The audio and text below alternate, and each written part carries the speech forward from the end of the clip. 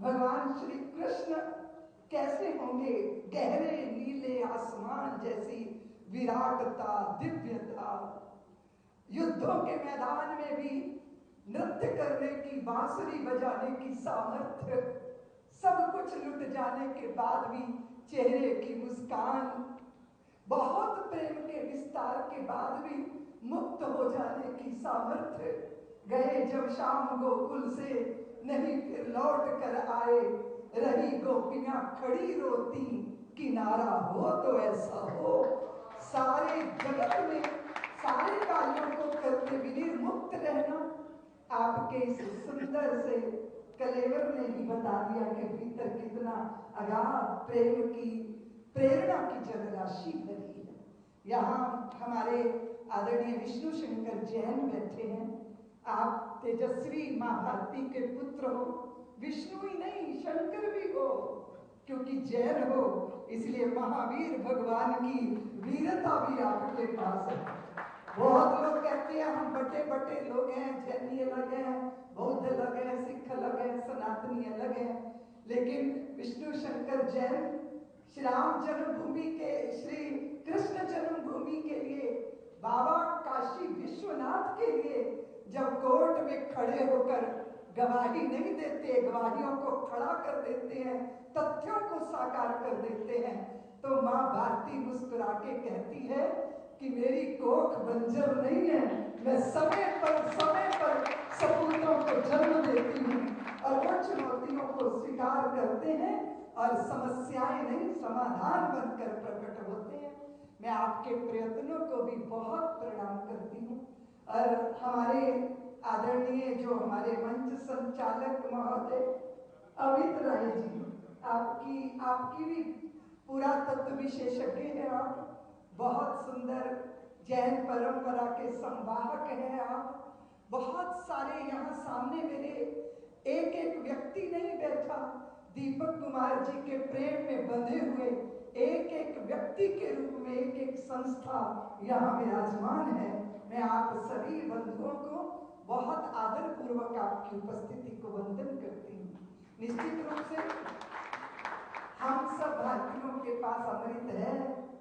अमृत जिनके पास होता है उनकी दो जिम्मेदारियां हैं, अमृत की रक्षा करना, अमृत को बांटना, और अमृत का पान भी करना। अमृत को अमृत समझना ये बहुत जरूरी होता है, और इसके लिए हमें थोड़ा होशपूर्वक जीना, अपने इतिहास के प्रति। अब ये जो भक्ति भाव से कही गई बातें होती हैं तो लोग सोचते हैं कि भावुकों का जगत है ये। आपने देखा कि जब लोग अपनी प्रेयसी, अपनी प्रेमिका के लिए बातें करते हैं कि तेरा मुख तो चंद्रमा जैसा है, वो बात अलग है कि अब चंद्रमा पे जाके पता चल गया कि चंद्रमा इतना सुंदर नहीं है जितना दूर से दिखाई देता है। तो अलंकारों से हम कभी कभी अपने व्यक्तित्वों को इतना ढक देते हैं कि उसकी सच्चाई नहीं लगती, वो मात्र कल्पना लगने लग जाती है। इसलिए जब हम अपने धर्म ग्रंथों को, या भी लोगों ने तो यहाँ बड़ा दुष्प्रचार किया कि पुराण तो झूठ के पुलंदे हैं, स्मृतियां तो पथ विहीन जंगल है, वेद तो भ्रमित करने के लिए, गुलाम बनाने के लिए दिमाग और विचारों में डाली गई बेड़ियां हैं। इस तरह का यहाँ सत्य साहित्य घर घर बटता रहा। उसके पीछे मंशा क्या थी? सनातनियों को, भारतीयों को अपनी जड़ों से अलग करके उनको श्रीहीन करना, स्वाभिमान उनका छीन लेना, ये षड्यंत्र चला और हम षड्यंत्रों के शिकार हुए। आज जब दीपक कुमार जी जैसे लेखक नहीं, आराधक और उपासकों की इस कृति को, पहले तो मैं किताब वाला जी से कहूंगी कि अभी छूट मिल रही है आदि, तो बहुत सारी किताबें अपनी गाड़ी में भर कर ले जाऊंगी मैं। आपने कहा है कि भूखे नहीं भूख दो, और मैं भी आशीर्वाद नहीं किताब दिया करूंगी कि ये आशीर्वाद, इससे बड़ा कोई आशीर्वाद नहीं हो सकता, क्योंकि अपनी जड़ों से जुड़कर ही हम हरे होंगे। अब इस जग में सारे नाते झूठे हैं, बस एक ही नाता सच्चा है, तुम नहीं तो जग के सारे नाते। तुम्हारे स्पर्श से हम अपने लोहे जैसे मन को कंचन जैसा बना पाते हैं। इसलिए प्रभु आपका संस्पर्श, आपका स्मरण हमें धन्य करता है। लेकिन एक ऐतिहासिक रूप में आपको देखना प्रभु ये बहुत जरूरी था, और ये है हम इसके माध्यम से अपने इस इच्छा को पूर्ण करने वाले हैं। जब मैं किताब पढ़ रही थी तो मैंने देखा कि मुगल बादशाहों के कहने पर उसी के सिपह सालारों ने कृष्ण जन्मभूमि को जब ध्वस्त किया तो उनमें कुछ कृष्ण भक्त भी होंगे, कुछ भारत की जड़ों से जुड़े, तो अपने बादशाह को सुझाव दे दिया कि जहां ये गर्भगृह है ना, जहां मूर्तियां हैं, वहां मस्जिद बनानी नहीं चाहिए, क्योंकि इतनी बुरी, इतनी गंदी, इतनी कुफ्र की जमीन पर मस्जिद खड़ा करना तो अच्छा नहीं होगा। इससे अलग हट के थोड़ा तो मुझे उस सिपह सालार को भी प्रणाम करना है जो गुलामी के काल में भी अपनी निष्ठा निभा गया, अपने विश्वास को, अपनी आस्था को उसने इस तरह प्रकट किया।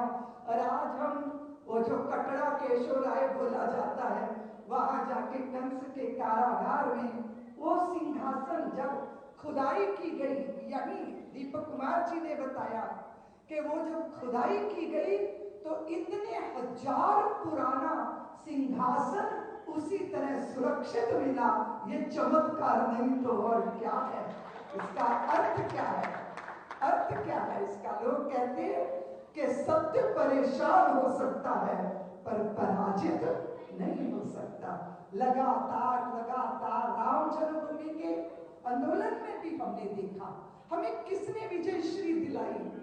निरंतरता, बार बार आंधियां चलेगी और धर्म के दिए बुझाए जाएंगे, इसलिए बार बार दिए दीपक जलाने हैं। और मां भारती ने तो दीपक कुमार के रूप में एक दीपक प्रज्वलित कर दिया कि इसके आलोक में देखो, सत्य का दर्शन करो। इस देश की बहुत सारी विडंबनाओं के बीच में एक बड़ी विडंबना ये है कि हम स्वयं से साक्षात्कार करना नहीं चाहते, हम अपने आप को पहचानना नहीं चाहते। उसके पीछे जिम्मेदारी आती है और जिम्मेदारी कोई निभाना नहीं चाहता। भय भयभीत करता है, प्रलोभन प्रलोभित करता है और व्यक्ति डर जाता है।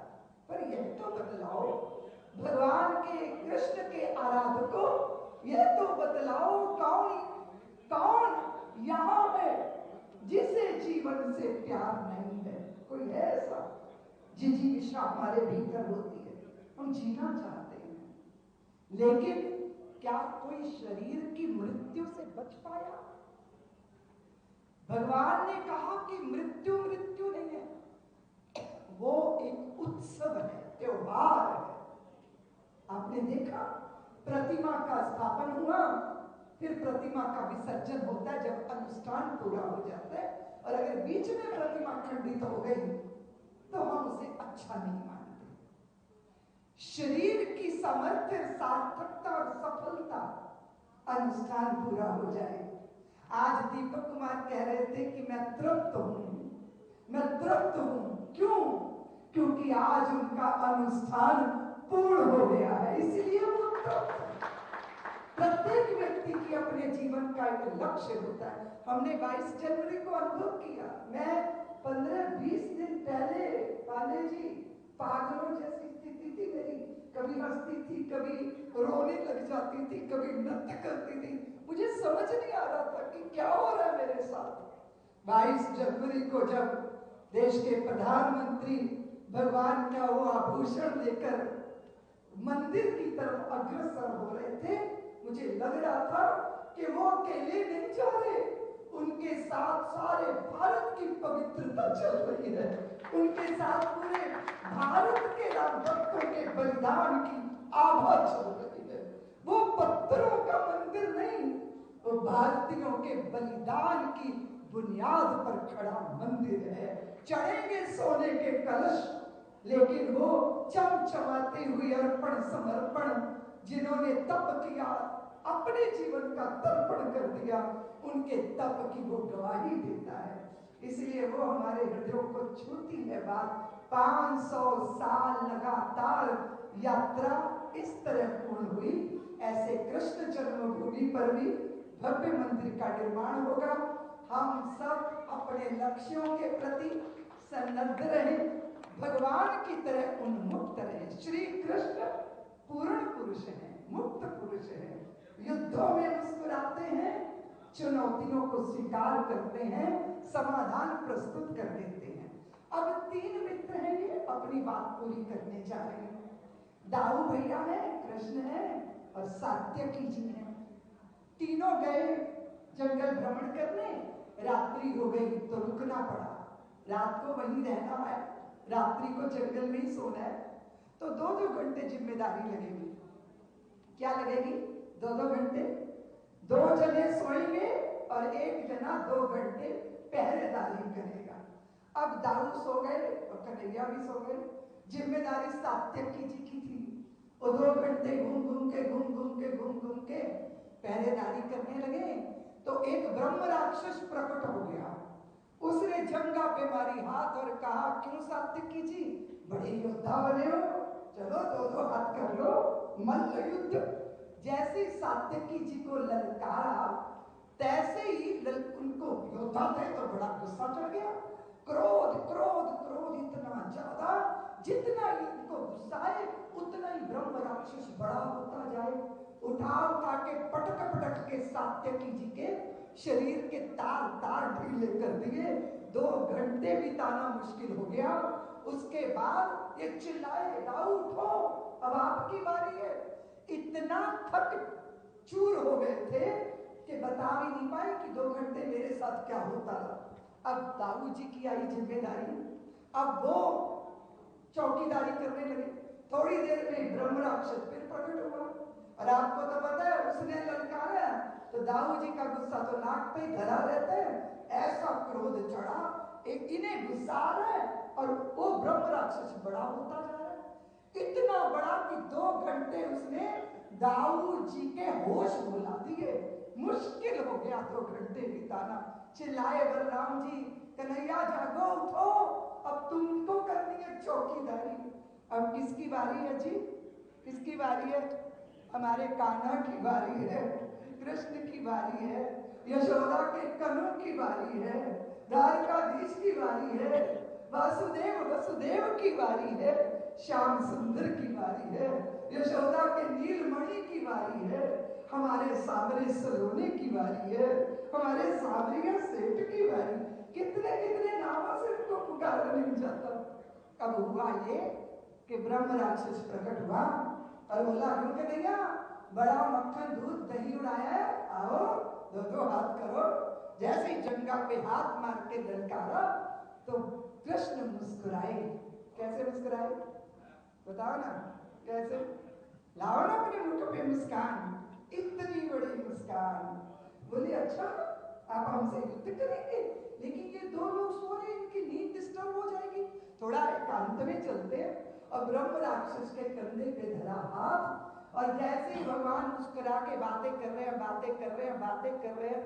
क्यों ब्रह्म राक्षस, अकेले ही घूम रहे हो या ब्याह भी कर लिया है? कौन से पेड़ पे लटके रहते हो भैया, जरा परिचय तो दे दो। जितना श्री कृष्ण मुस्कुरा के बातें कर रहे हैं ना, उतना ही वो ब्रह्म राक्षस छोटा वो एक चींटे जितना रह गया। जैसे ही चींटे जितना उसका आकार हुआ, कृष्ण ने उनको चुटकी में पकड़ा, अपने पीतांबर में रखा और यूं गांठ लगा दी। क्या है ये? क्या है ये? क्या है ये ब्रह्म राक्षस? ये जिंदगी की समस्या है। क्रोध से भिड़ोगे तो हिमालय जितनी बड़ी हो जाएगी, मुस्कुरा के सामना करोगे तो इनकी औकात एक चींटी जैसी रहेगी। इसलिए अपने आंतरिक संतुलन के साथ मैं इस जैन भवन के अंदर बैठी हूँ। आज 2 संस्कृतियों के मिलन का दर्शन कर रही हूँ। एक प्रयास की संस्कृति है और एक प्रार्थना की संस्कृति है। भगवान महावीर ने कहा, प्रयत्न करो, इंद्रियों का संयम करो, मन पर अंकुश करो और अपने भीतर के ईश्वरत्व को जागृत करो। सनातन संस्कृति कहती है प्रार्थना करो, लेकिन प्रयत्न से प्रारंभ करना पड़ेगा जी। अगर घड़ा गंदा है साफ करना पड़ेगा, अगर घड़ा उल्टा है सीधा करना पड़ेगा।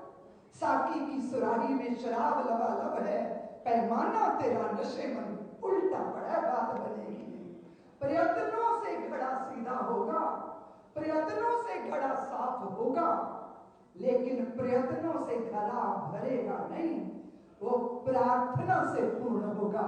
इसलिए प्रारंभ प्रयास से और पूर्णता प्रार्थना से, ये मिलन है दो विचारों का। और हमारे आदरणीय दीपक कुमार जी ने जब किताब लिखने की प्रेरणा उनको हुई, तो उन्होंने अपने जैन मित्र की ही देखा कि जैन समाज किस तरह आतुर व्याकुल है अपने तीर्थ पे जाने के लिए, कि उन्हें लगता है कि जगह नहीं है तो हम कहीं भी घुस के, कहीं भी बैठ के, कहीं भी लेट के चले जाएंगे। ये त्वरा, ये निष्ठा 80,000 लोगों के यहाँ ये संगठन जो है सेवा के कार्यों में लगा है। मैं आपकी निष्ठा को प्रणाम करती हूँ, आपके प्रयत्नों को प्रणाम करती हूँ अमित जी। और यहाँ हमारे अतुल जी तो उठ के चले गए, शायद उनको व्यस्तता होगी, लेकिन भारत सौंदर्य से भरा रहेगा। स्वर्ण युग भले बीत जाए पर स्वर्ण रेणु आज भी हमारे पास है। हम पुनः उस सुगंधि को, उस धरोहर को पुनः उस उत्कर्ष पर ले जाएंगे। इसी के बल पर, इस संकल्प के साथ हमारी प्रेरणा, हमारे भगवान निश्चित रूप से सही सिद्ध है। इतना ही निवेदन करती हुई कि सीख सुनहरी पुरखों की रखना हरदम याद, किया वक्त बर्बाद जिन्होंने हुए वही बर्बाद। कठिन काल में वीर कभी भी पीठ नहीं दिखलाता, या तो हंसा मोती चुगता या भूखा मर जाता। शुभ कर्मों के बिना कभी भी हुआ नहीं निस्तारा, जीत लिया मन जिसने उसने जीत लिया जग सारा।